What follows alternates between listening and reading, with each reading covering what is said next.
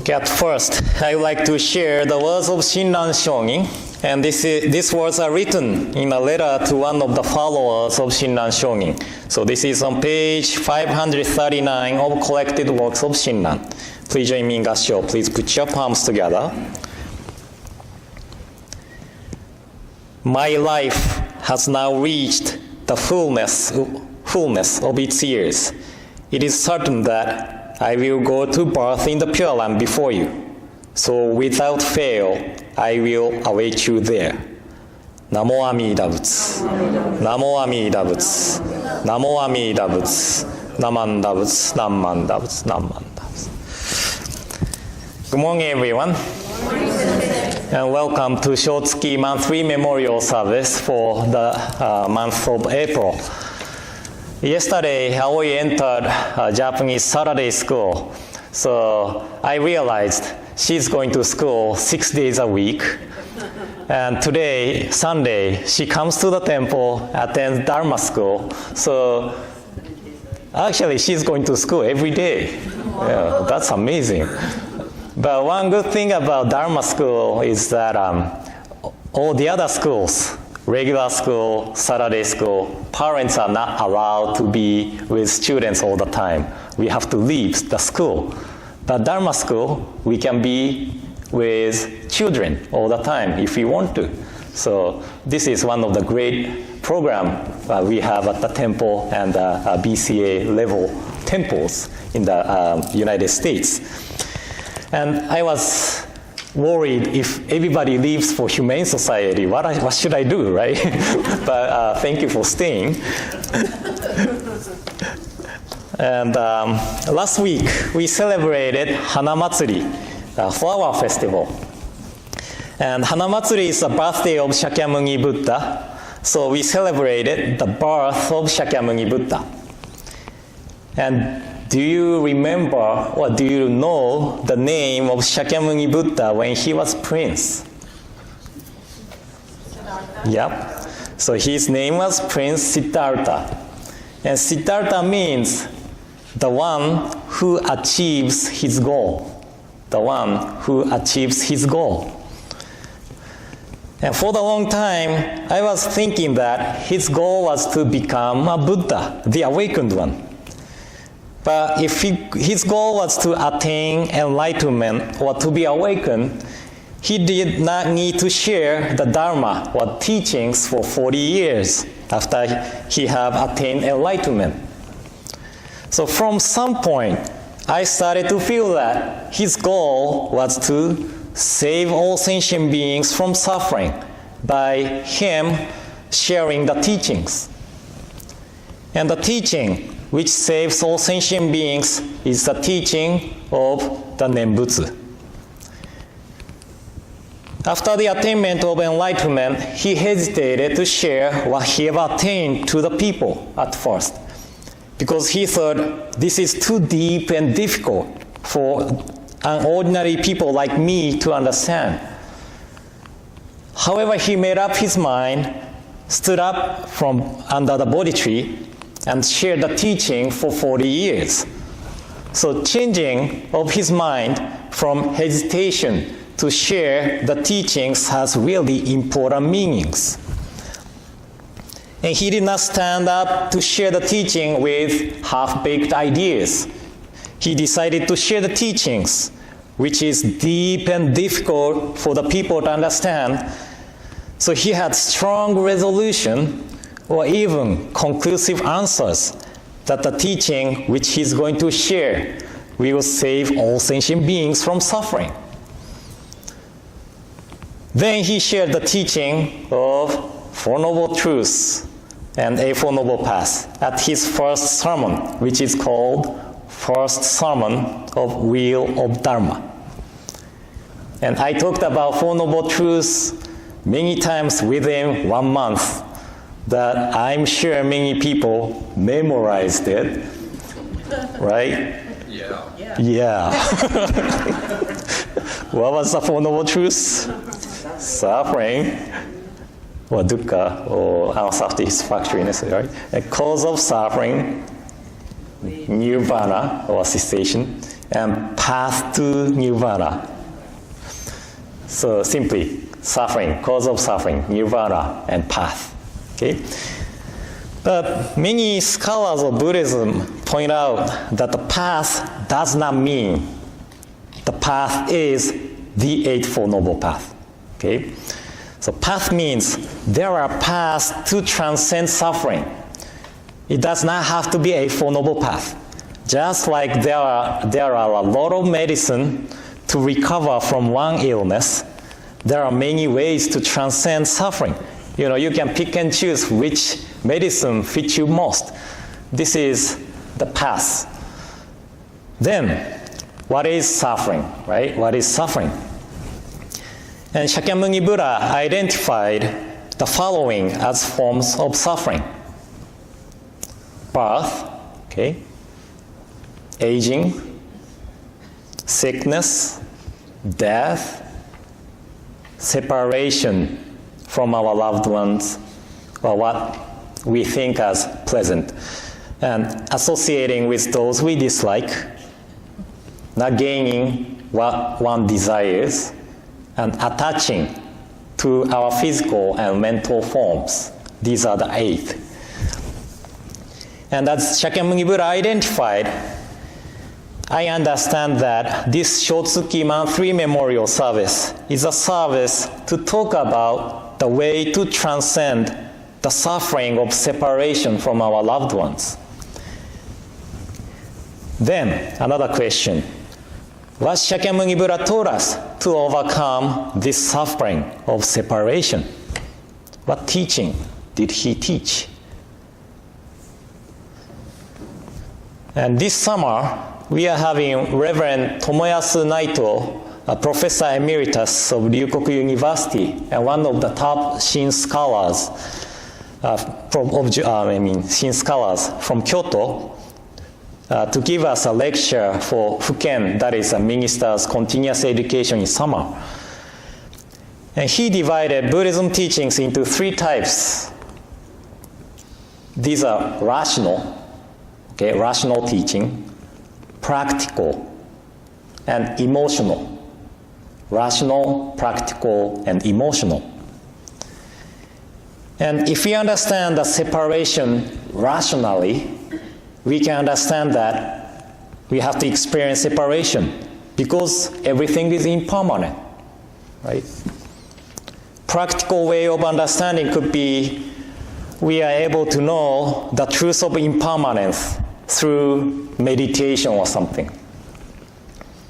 However, we are not computers. Computers are so nice. If we program as we want them to perform, they perform as we programmed.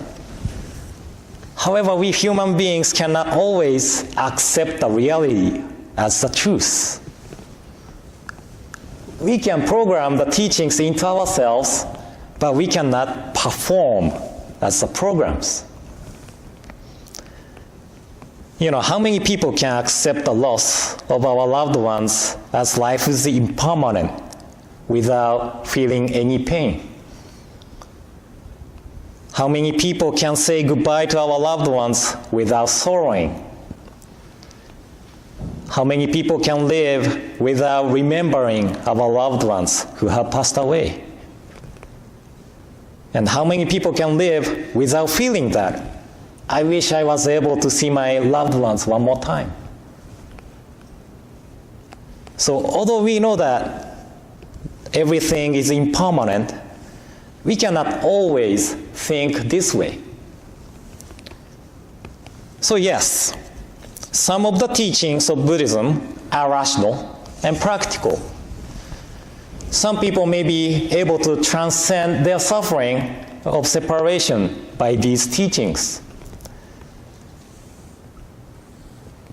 But because there are people like me who is emotional, wish to see my grandpa, grandma, and my mom once again, Shakyamuni Buddha knew that there are people who are really emotional. So he told us that there's a place we will meet our loved ones once again. So that this is a teaching taught in the Raja Sutra, Contemplation Sutra, and Amida Sutra. The teaching taught in these sutras are the path for the people like me, like Shinran Shongin, who is emotional. So that is why we Jodo Shinshu followers, the followers of the true essence of the Pure Land Way, relies on these 3 Pure Land Sutras.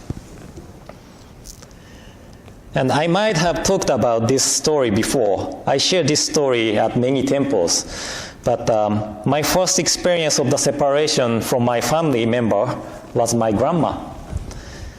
When my father was working at the Kanazawa Betsu-in in Japan, he took my mom and the members of Betsu-in to the trip to India. So my father asked my grandpa and grandma to come to Kanazawa and take care of my 2 sisters and myself. And my grandma was born in Shimane, that is countryside of Japan. And Kanazawa is a small city, but compared to Shimane, it is really a big city. And I think the environmental change was not good for my grandma's health. She became sick while my parents were in India, and she was hospitalized. And when my parents came back from India, grandma had to be in hospital for all the time. And her condition had never gotten better, but she wanted to go back to Shimane. So my grandparents went back to Shimane. And my grandpa often told me about the conversations they had. And my grandma often uttered one of the Wasan poems written by Shinran Shongin in the bed. The light of purity is without compare. When a person encounters this light, all bonds of karma fall away. So take refuge in Amida, the ultimate shelter. And grandma said to my grandpa, お父さん、離れたくないな。My dear, I don't want to leave you.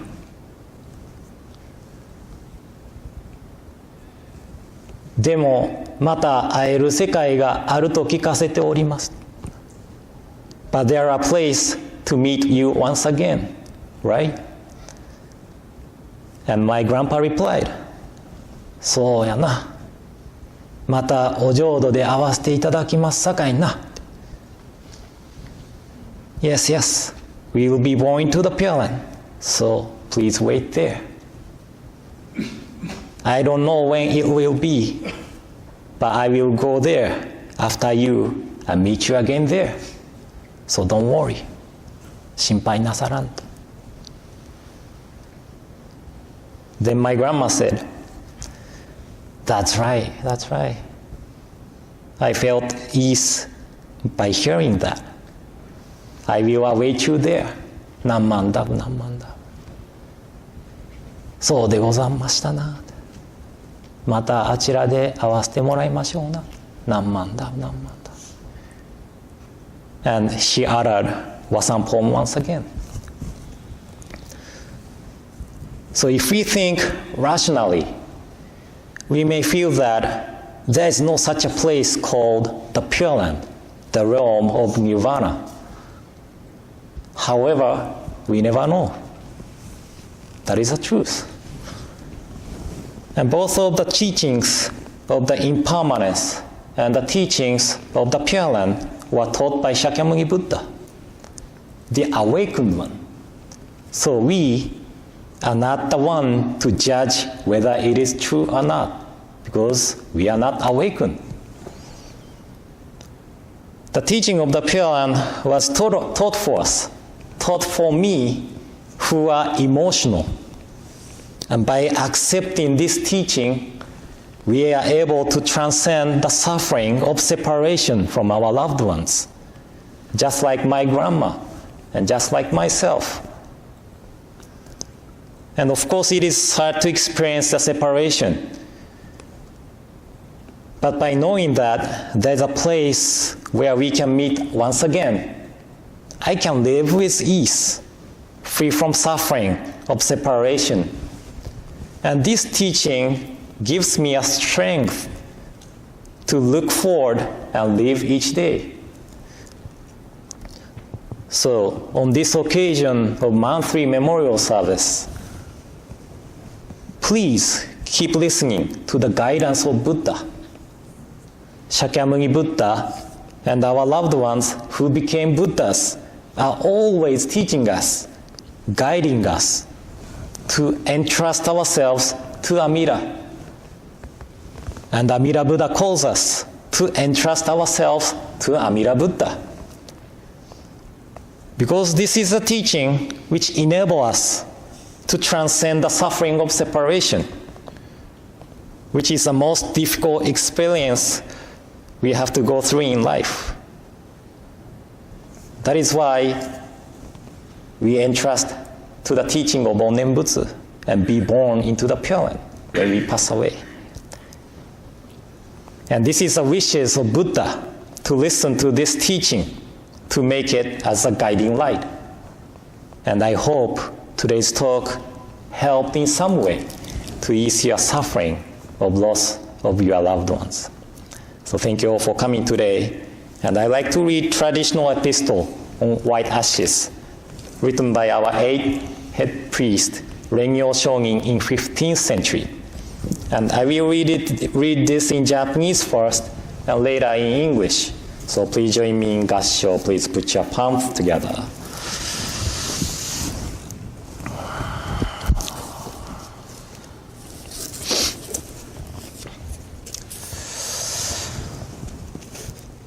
Soれ人間の性なる相をつらつら感ずるに、おおよそ儚きものはこの世の始終中幻のごとくなるいちごなり。されば未だ漫才の人参の受けたりということを聞かず、一生過ぎやすし、今に至って誰か100年の業態を保つべきや、我や先人や先、今日とも知らず明日とも知らず、遅れ先立つ人は元の雫末の梅雨よりも茂しと言えり。されば明日には厚願があって、夕べには白骨となれる皆り。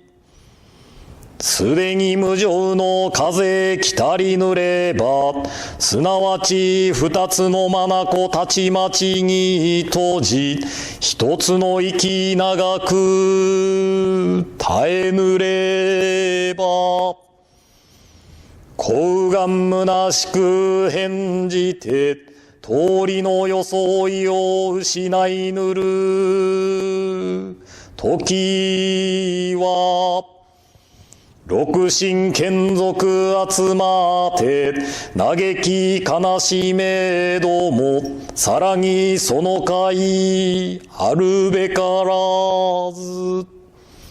さてしもあるべきことならねばとて、野外に送って弱の煙となし果てぬれば、ただ白骨の溝のこれり、哀れというもなかなか愚かなり。されば人間の儚きことは、老少不浄の境なれば、誰の人も早く御生の一大事を心にかけて、阿弥陀仏深く頼み参らせて、念仏申すべきものなり、あなかしこ、あなかしこ。